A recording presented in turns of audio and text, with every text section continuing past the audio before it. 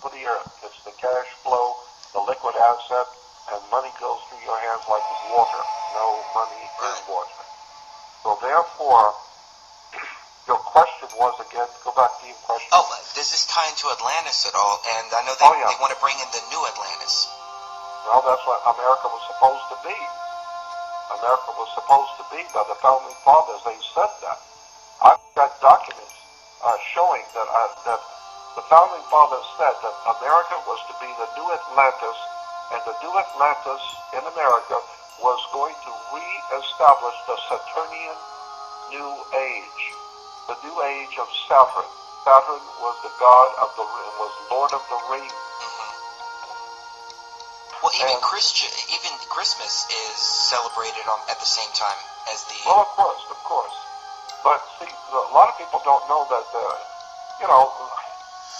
You see, so what we've got there is about as close as you'll ever hear old Chubbs Maxwell get into it. It says, the New Age, the New Saturnian Age. Well, it's the reintroduction. Atlantis was a Saturnian continent. Doesn't take a great deal of reading to find that out. So America was set up. You mean the Druidic Gauls that went into France, the areas, the domains that they ruled over were known as Armorica. They spoke Armorican in France. The Gauls, the Druids that moved into France and took over parts of France, they were known as the Armorican regions, and they spoke Armorica. So this is nothing new. America was set up as a paper house that's going to fall, and unfortunately we're all going to see the New Age, as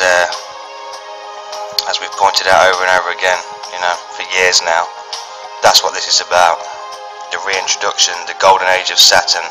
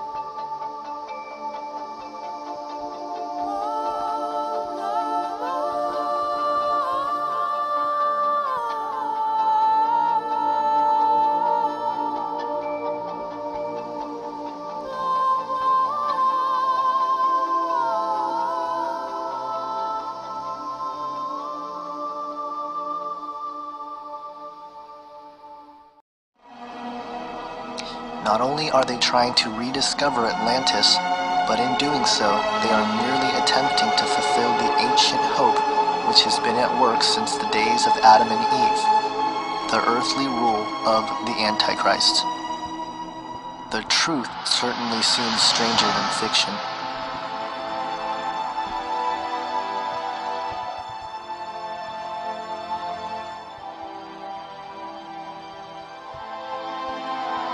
Project Lucifer. Galileo, a plutonium-carrying RTG, dives into Jupiter at the equator. As was likely expected, nothing happens.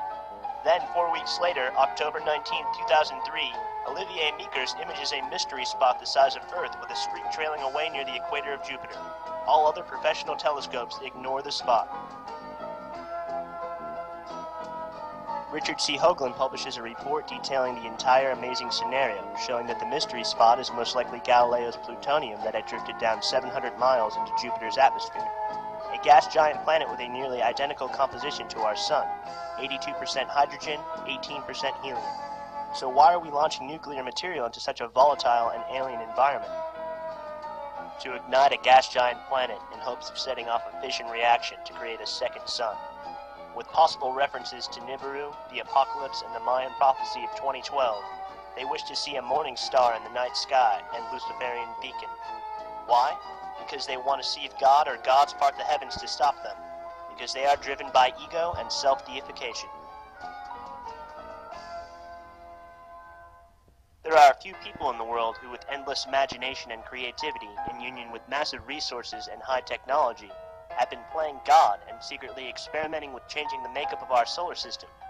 There are not too many plans conceived that could be greater than creating a new star in our own backyard. One could almost claim godship upon success.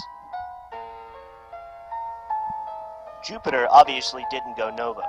It left a Shoemaker-Levy Earth-sized explosion, but that's where the chaos ended.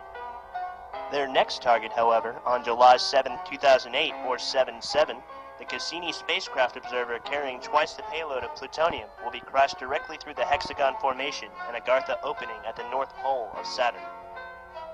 And if they were to succeed in this endeavor, and Saturn becomes unstable, the Earth's ozone layer would become severely disabled. Radiation would funnel in waves of dramatic energy storms, killing millions on the planet. Unless, of course, you had the resources and access to some kind of underground bunker. The potential star's name was first dubbed Lucifer by A.C. Clarke in his novel 2010. As you saw at the beginning of my video, Jupiter is shown with a gigantic implosion on its surface, so the film becomes mysteriously a precursor and ominous warning mechanism about events that may truly come to pass. Stanley Kubrick's association with the first film in the series, 2001, doesn't make me feel any better about this. Lucifer is less of an actual deity and more of a concept representation of several ideas. Lucifer, literally meaning light-bearer, represents rebellion, claiming godship, bringing enlightenment, and mastering knowledge. Lucifer is a symbol of casting off the overlord and trusting the light from within, the concept of breaking out of the subservient shell of God's dominion, and claiming the universe as one's own to conquer. The giant hexagon on Saturn's North Pole is a cymatic response and an electromagnetic fourth-dimensional intelligence, seen in representations of the atom, snowflake, and our ever-fleeing honeybee hives. We have not found this phenomenon on any other planetary body ever explored. If you're familiar with hollow Earth theory, these aurora points at the north and south poles of planets may lead to an inner world within, where intelligent beings may live to shield themselves from the radiation of our sun. Certainly scientists will at least admit they have no current explanation for the phenomenon. But those psychonauts who appear through the looking glass on psychedelics may have a little better insight into what the hexagon actually represents.